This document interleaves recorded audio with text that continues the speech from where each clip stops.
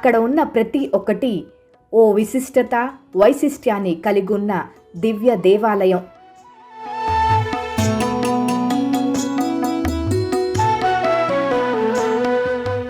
హిందువులు అతి పవిత్రంగా భావించే చార్ధామ్ పుణ్యక్షేత్రాలలో ఒకటైనది ఈ దివ్యధామం.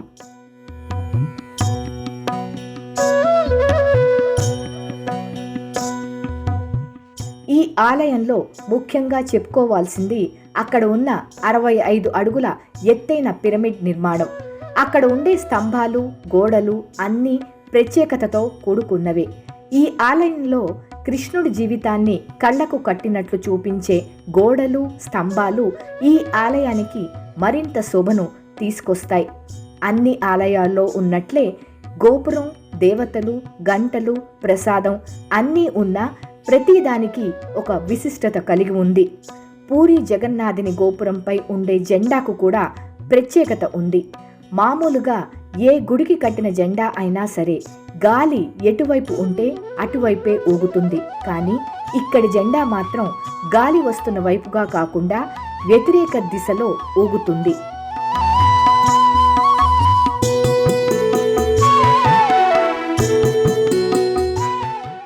సాధారణంగా ఏ హిందూ ఆలయంలోనైనా సరే ఊరేగింపు నిమిత్తం మూల విరాట్లను కదిలించరు. అందుకు ఉత్సవ విగ్రహాలుంటాయి. అలాగే ఊరేగింపు సేవలో ఏటా ఒకే రథాన్ని వినియోగించడం అన్ని చోట్ల చూసేదే. ఈ సంప్రదాయాలన్నిటికీ మినహాయింపు ఒడిస్సాలోని ఈ పూరి జగన్నాథ స్వామివారి ఆలయం.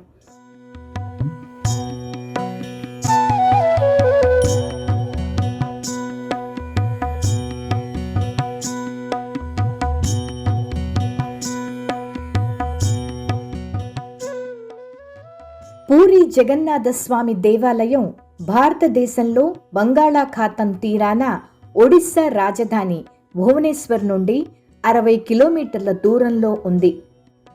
మన భారతదేశంలో పురాణ కాలం నుండి ప్రసిద్ధి చెందిన పట్టణాలలో పూరి ఒకటి.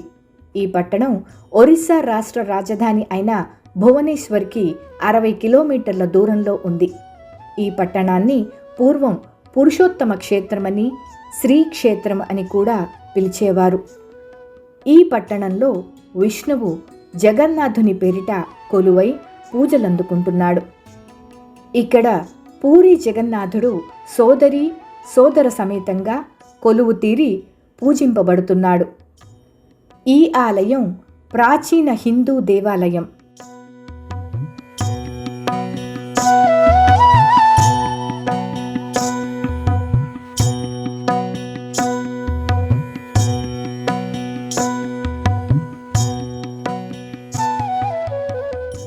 వైష్ణవ దివ్య దేశాల్లో ప్రముఖమైనది మరియు హిందువులు అతి పవిత్రంగా భావించే చార్ధామ్ పుణ్యక్షేత్రాలలో ఒకటైనది ఈ దివ్యధామం. ఈ ఆలయాన్ని 1078లో కళింగ పరిపాలకుడైన అనంతవర్మ చోడంగాదేవ ప్రారంభించగా ఆయన మనువడైన రాజా అనంగ భీమదేవ్ పాలనలో పూర్తయింది. అంతకుముందు అక్కడున్న ఆలయాన్ని ఇంద్రద్యుమ్న మహారాజు కట్టించాడని అంటారు. దీని వెనుక ఓ కథ ఉంది. ఈ జగన్నాథుడు గిరిజనుల దేవుడని, నీలమాధవుడు అనే పేరుతో పూజలు అందుకుంటున్నాడని స్థల పురాణం. అడవిలోని ఓ రహస్య ప్రదేశంలో ఉన్న ఈ జగన్నాథుణ్ణి గిరిజనుల రాజైన విశ్వావసుడు పూజించేవాడట. విషయం తెలుసుకున్న ఇంద్రద్యుమ్న మహారాజు ఆ రహస్యాన్ని కనిపెట్టడానికి విద్యావతి అనే బ్రాహ్మణ యువకుణ్ణి అడవికి పంపుతాడు. విశ్వావసుడు కూతురైన లలితను విద్యావతి ప్రేమించి పెళ్లాడతాడు. ఈ జగన్నాథ విగ్రహాన్ని చూపించమని పదే పదే ప్రాధేయపడుతున్న అల్లుడి విన్నపాన్ని కాదనలేక ఆ సవరరాజు అతనికి కళ్లకు గంతలు కట్టి గుడి దగ్గరకు తీసుకువెళతాడు. విద్యావతి ఆ దారి తెలుసుకునేందుకు తెలివిగా తాను వెళ్లే ఆ దారి పొడుగున ఆవాలు జార విడుస్తాడు. కొన్నాళ్లకు అవి మొలకెత్తి దారి స్పష్టంగా తెలుస్తుంది. దీంతో వెంటనే అతడు ఇంద్రద్యుమ్న మహారాజుకు కబురు పెడతాడు.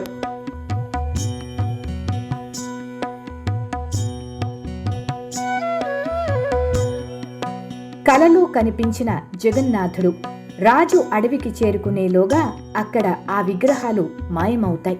దీంతో ఇంద్రజుమ్నుడు నిరాశతో నిరాహార దీక్ష మొదలుపెట్టి అశ్వమేధ యాగం చేస్తాడు.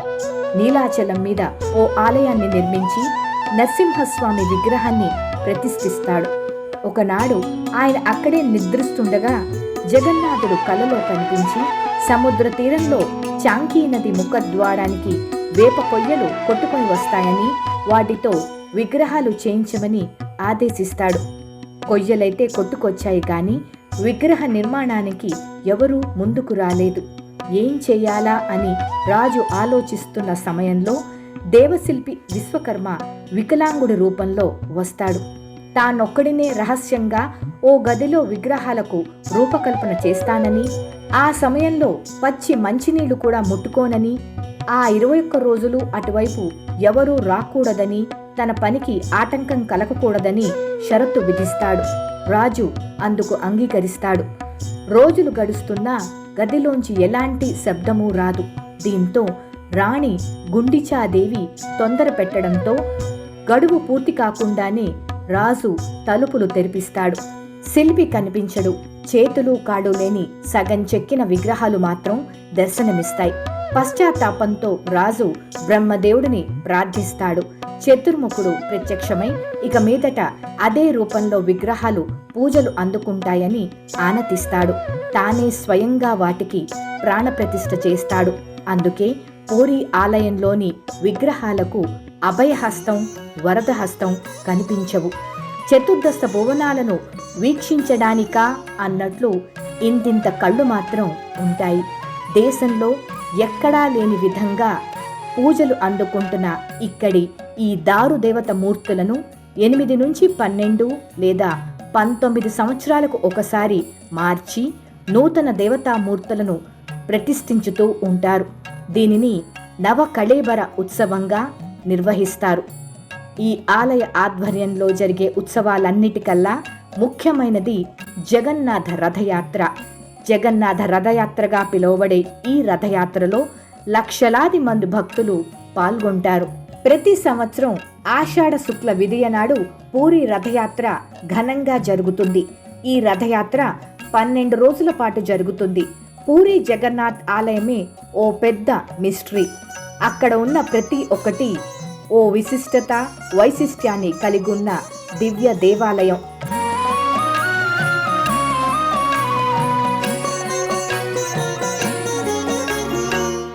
బలభద్ర, సుభద్రలతో సహా ఈ ఆలయంలో కొలువైన జగన్నాథుడిని ఏడాదికి ఒకసారి గుడిలోంచి బయటికి తీసుకువచ్చి భక్తులకు కనువిందు చేస్తారు.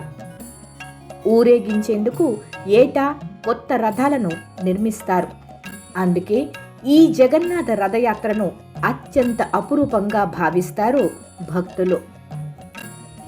ఈ ఉత్సవం ప్రతి సంవత్సరం ఆషాఢ శుద్ధ విదియ రోజున ప్రారంభమై 3 కిలోమీటర్ల దూరంలోని గుండిచా ఆలయం వరకు సాగుతుంది. ఆ తరువాత సుభద్ర, బలభద్ర సమేత జగన్నాథుని ఉత్సవమూర్తులు బహుదా యాత్ర పేరిట తిరిగి పూరీ ఆలయానికి చేరటంతో ముగుస్తుంది. ఇది 12 రోజుల పాటు జరిగే ఉత్సవం. ఈ యాత్రకి 2 నెలల ముందు నుంచే దీనికి సంబంధించిన ఏర్పాట్లు మొదలవుతాయి. వైశాఖ బహుళ విదియ నాడు రథ నిర్మాణానికి కావలసిన ఏర్పాట్లు చేయమని ఆదేశిస్తాడు పూరీ రాజు. అందుకు అవసరమైన వృక్షాలను 1072 ముక్కలుగా ఖండించి పూరీకి తరలిస్తారు. ప్రధాన పూజారి, 9 మంది ముఖ్య శిల్పులు, వారి సహాయకులు మరో 125 మంది కలిసి అక్షయ తృతీయ నాడు రథ నిర్మాణం మొదలు పెడతారు. 1072 వృక్ష భాగాలను నిర్మాణానికి అనువుగా 2188 ముక్కలుగా ఖండిస్తారు. వాటితో 832 ముక్కల్ని జగన్నాథుడు రథం తయారీకి, 763 తాండాలను బలరాముడి రథ నిర్మాణానికి, 593 భాగాలను సుభద్రాదేవి రథానికి వినియోగిస్తారు. ఆషాఢ శుద్ధ పాడ్యమి నాటికి రథాల నిర్మాణాలు పూర్తయి యాత్రకు సిద్ధమవుతాయి. ఇందులో జగన్నాథుడి రథాన్ని నందిఘోష అంటారు. 45 అడుగుల ఎత్తున్న ఈ రథం 16 చక్రాలతో మిగతా రెండిటి కన్నా పెద్దదిగా ఉంటుంది. ఎర్రటి చారలున్న పసుపు వస్త్రంతో నందిఘోషను అలంకరిస్తారు.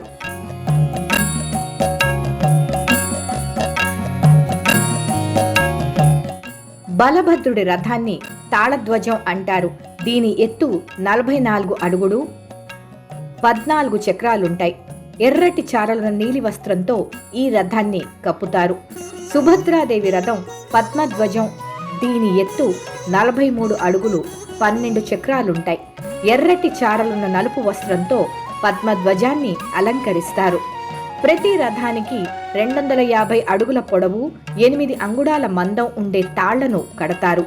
ఆలయ తూర్పు భాగంలో ఉండే సింహద్వారానికి ఎదురుగా ఉత్తరముఖంగా ఈ 3 రథాలని నిలబెడతారు. రథయాత్ర మొదటి రోజున మేళతాళాలతో గర్భగుడిలోకి వెళ్లి పండాలు అని పిలువబడే ఇక్కడి పూజారులు ఉదయకాల పూజాధికాలు నిర్వహిస్తారు. శుభముహూర్తం ఆసన్నమవ్వగానే మణిమ జగన్నాథ అని పెద్ద పెట్టున అరుస్తూ రత్నపీఠం మీద నుంచి విగ్రహాలను కదిలిస్తారు. ఆలయ ప్రాంగణంలోని ఆనంద బజారు అరుణ స్తంభం మీదుగా వాటిని ఊరేగిస్తూ బయటకు తీసుకువస్తారు. ఈ క్రమంలో ముందుగా దాదాపు 5.5 అడుగుల ఎత్తుండే బలరాముడి విగ్రహాన్ని తీసుకువస్తారు. బలభద్రుణ్ణి చూడగానే జై బలరామ, జై జై బలదేవ అంటూ భక్తులు చేసే జై జై ధ్వానాలతో ఆ ప్రాంతమంతా మారుమోగిపోతుంది. బలరాముడి విగ్రహాన్ని ఆయన రథమైన తాళధ్వజంపై ప్రతిష్ఠింపజేస్తారు. అనంతరం ఆ స్వామి విగ్రహానికి అలంకరించిన తలపాగా, ఇతర అలంకరణలను తీసి భక్తులకు పంచిపెడతారు. వాటి కోసం భక్తులు ఎగబడతారు. అనంతరం ఇదే పద్ధతిలో సుభద్రాదేవి విగ్రహాన్ని కూడా బయటికి తీసుకువచ్చి పద్మధ్వజం అనే రథం మీద ప్రతిష్ఠిస్తారు. సుభద్ర, జగన్నాథ, బలభద్రులు రథారూఢులై యాత్రకు సిద్ధంగా ఉండగా పూరి సంస్థానాధీశులు అక్కడికి చేరుకుంటాడు. జగన్నాథుడికి నమస్కరించి రథం మీదికి ఎక్కి స్వామి ముంగిట బంగారు చీపురుతో శుభ్రం చేస్తాడు. ఈ వేడుకను చెరాపహారా అంటారు. అనంతరం స్వామిపై గంధం నీళ్లు చిలకరించి కిందికి దిగి రథం చుట్టూ 3 సార్లు ప్రదక్షిణం చేస్తాడు. ఇదే తరహాలో బలరాముడిని, సుభద్రాదేవిని అర్చించి వారి రథాల చుట్టూ కూడా ప్రదక్షిణం చేస్తాడు. అనంతరం రథాలకు తాత్కాలికంగా అమర్చిన తాటి మెట్లను తొలగిస్తారు. ఇక యాత్రలు మొదలవడమే తరువాయి. జగన్నాథుడి రథం మీదుండే ప్రధాన పండా నుంచి సూచన రాగానే కస్తూరి కళ్ళాపి చల్లి హారతిచ్చి జై జగన్నాథ అని పెద్ద పెట్టున అరుస్తూ తాళ్లను పట్టుకుని రథాన్ని లాగడం మొదలు పెడతారు.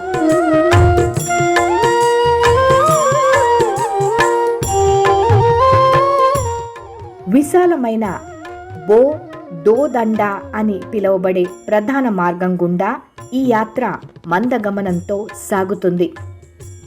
నెమ్మదిగా కదిలే రథం, లక్షలాది భక్తజనం నడుమ జగన్నాథుడి రథం అంగుళం అంగుళం చొప్పున చాలా నెమ్మదిగా కదులుతుంది. దీన్నే ఘోషయాత్ర అంటారు. భక్తుల తొక్కిసలాటలో చక్రాల కింద ఎవరైనా పడినా, దారిలో ఏ దుకాణమో అడ్డు వచ్చినా రథం వెనుకడుగు వేసే ప్రసక్తే ఉండదు. అడ్డొచ్చిన దుకాణాలను కూలగొట్టైనా సరే ముందుకే నడిపిస్తారు. ఈ యాత్ర ఎంత నెమ్మదిగా సాగుతుందంటే జగన్నాథుడి గుడి నుంచి కేవలం 3 మైళ్ళ దూరంలో ఉండే గుండీచా గుడికి చేరుకోవడానికి దాదాపు 12 గంటల సమయం పడుతుంది.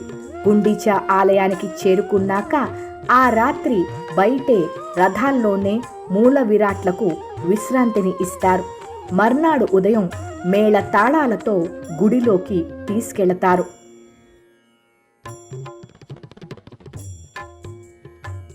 వారం రోజుల పాటు గుండీచాదేవి ఆతిథ్యం స్వీకరించిన అనంతరం దశమి నాడు తిరుగు ప్రయాణం మొదలవుతుంది. దీన్ని బహుదా యాత్ర అని అంటారు. ఆ రోజు మధ్యాహ్నానికి 3 రథాలు జగన్నాథ ఆలయానికి చేరుకుని గుడి బయటే ఉండిపోతాయి. స్వామివారిని దర్శించుకునేందుకు భక్తులు బారులు తీరుతారు. మర్నాడు ఏకాదశి నాడు స్వామివార్లను బంగారు ఆభరణాలతో అలంకరిస్తారు. సునావేశాగా వ్యవహరించే ఈ వేడుకను చూసేందుకు బారులు తీరుతారు భక్తులు. ద్వాదశి నాడు విగ్రహాలను మళ్లీ గర్భగుడిలోని రత్న సింహాసనంపై అలంకరించడంతో యాత్ర పూర్తయినట్లే.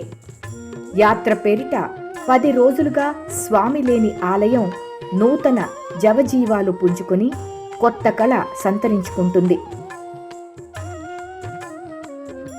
పూరీ జగన్నాథ్ ఆలయం చాలా ఎత్తులో ఉంటుందన్న విషయం అందరికీ తెలిసిందే. ఆ గోపురం పైన ఓ సుదర్శన చక్రం ఉంటుంది. మీరు పూరీలో ఎక్కడి నుండి అయినా ఈ సుదర్శన చక్రాన్ని చూడవచ్చు. మీరు ఎక్కడి నుండి చూసినా ఈ సుదర్శన చక్రం మీ వైపే తిరిగినట్లు కనిపిస్తుంది. అది ఆ చక్రం ప్రత్యేకత. పూరీ జగన్నాథ ఆలయంపై పక్షులు ఎగరవు, ఆలయం పైకి పక్షులు వెళ్ళవు. పక్షులు ఎందుకు అక్కడ ఎగరవు అనే విషయం మాత్రం ఎవ్వరికీ అంతుపట్టని రహస్యం. ఎంతోమంది పరిశోధకులు దీనిపై అధ్యయనం చేసినా కనుక్కోలేకపోతున్నారు. పూరీ జగన్నాథ ఆలయం ప్రధాన ద్వారం గోపురం నీడ ఎవ్వరికీ కనిపించదు. సూర్యుడు వచ్చినా కూడా అది కనిపించదు. పగలు అయినా సాయంత్రం అయినా ఏ సమయంలో కూడా ఆ గోపురం నీడ మాత్రం కనిపించదు. దీని నిర్మాణం అలా ఉంటుందా లేదా దేవుడి మహిమ వల్ల ప్రధాన ద్వారం గోపురం నీడ కనిపించదా అనేది మాత్రం అంతు చిక్కని రహస్యమే. సాధారణంగా అన్నీ ఎక్కడైనా గాలి దిశ సముద్రం నుండి భూమి వైపుకు ఉంటుంది. పగటిపూట అలా వీస్తుంది, సాయంత్రం పూట భూమి వైపు నుండి సముద్రం వైపునకు వీస్తుంది. కానీ పూరీలో మాత్రం అంతా రివర్స్, దానికి విభిన్నంగా గాలి వీస్తుంది. ఇలాంటి ఎన్నో విశిష్టతలు, భిన్న సంస్కృతులు, సాంప్రదాయాలు కలగలిసిన ఈ పూరీ జగన్నాథుని ఆలయాన్ని ఏటేటా ఎన్నో లక్షల మంది సందర్శిస్తారు. జగన్నాథ అంటే లోకానికి నాథుడు అని అర్థం. ఈ పదం సంస్కృత భాష నుండి ఉత్పన్నమైంది. ఈ పదానికి ఒడియాలో తిరుగుతున్న భూమికి ఆశ్రయం వంటివాడు అని అర్థం కూడా ఉంది.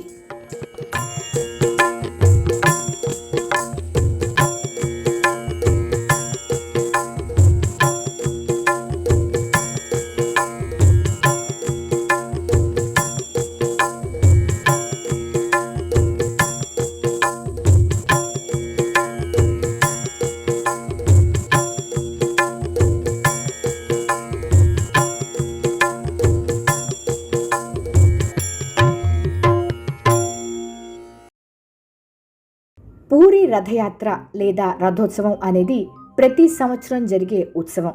ఇక్కడ జగన్నాథుడు, అతని సోదరుడు బలభద్రుడు మరియు సోదరి సుభద్రలను ఆలయం నుండి గొప్ప ఊరేగింపుగా గుండీచా ఆలయానికి తీసుకెళ్తారు. ఇది వారి అత్తస్థలం అని నమ్ముతారు. ఈ ప్రయాణం వారి జన్మస్థల సందర్శనను మరియు భక్తులతో దైవిక సంబంధాన్ని సూచిస్తుంది. రథానికున్న తాళ్లను లాగడంతో ప్రపంచ ప్రఖ్యాత రథయాత్ర ఆ సమయంలో స్వామిని పతిత పావనుడు అంటారు.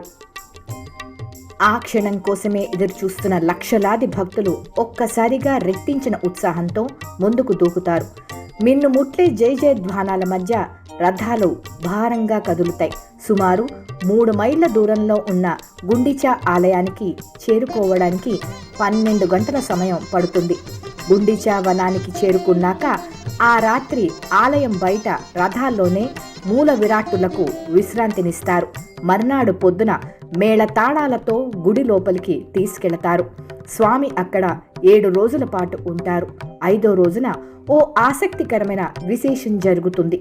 తనతో పాటు తీసుకెళ్లలేదని స్వామిపై అడిగిన శ్రీలక్ష్మీదేవి గుండిచా గుడి బయట నుంచే జగన్నాథుడిని ఓరకంట దర్శించుకుని పట్టలేని కోపంతో స్వామి రథాన్ని కొంతమేర ధ్వంసం చేసి వెనక్కి వెళ్ళిపోతుంది. ఆ ముచ్చట అంతా అమ్మవారి పేరుతో పూజారులే జరిపిస్తారు. ఆ రోజును హీరా పంచమి అని అంటారు. వారం పాటు గుండిచాదేవి ఆతిథ్యం స్వీకరించిన సుభద్ర, జగన్నాథ, బలభద్రులు దశమి నాడు తిరుగు ప్రయాణం చేస్తారు. దీన్ని బహుదా యాత్ర అని అంటారు. జగన్నాథుడు మాత్రం దారిలో అర్దాసని మౌసీమాగా ప్రసిద్ధి చెందిన గుడి దగ్గర ఆగి తియ్యటి ప్రసాదాల్ని ఆరగిస్తాడు. మధ్యాహ్నానికి 3 రథాలు ఆలయానికి చేరుకుంటాయి. తరువాత రోజు ఏకాదశి నాడు స్వామివార్లను బంగారు ఆభరణాలతో సునాబేష అలంకరించి దర్శనానికి అనుమతిస్తారు. ఆ దృశ్యం అద్వితీయం. ద్వాదశి నాడు మళ్లీ విగ్రహాలను రత్న సింహాసనంపై ప్రతిష్ఠించడంతో రథయాత్ర పూర్తవుతుంది. స్వామి లేక చిన్నబోయిన పూరి జగన్నాథుడి రాకతో కొత్త కళను సంతరించుకుంటుంది. పూరి జగన్నాథుని ఆలయంలో తయారు చేసిన ప్రసాదాన్ని 20 లక్షల మందికి పెట్టవచ్చు. కొంచెం కూడా వేస్ట్ చేయరు. తక్కువ కాదు, మొత్తం తినేస్తారు. ప్రసాదాన్ని, అన్న ప్రసాదాన్ని తయారు చేస్తున్నప్పుడు ఎలాంటి వాసన రాదట. ఎప్పుడైతే ఆ జగన్నాథునికి ప్రసాదం నివేదించిన తర్వాత ఆ ప్రసాదం నుండి సువాసనలు వస్తాయట.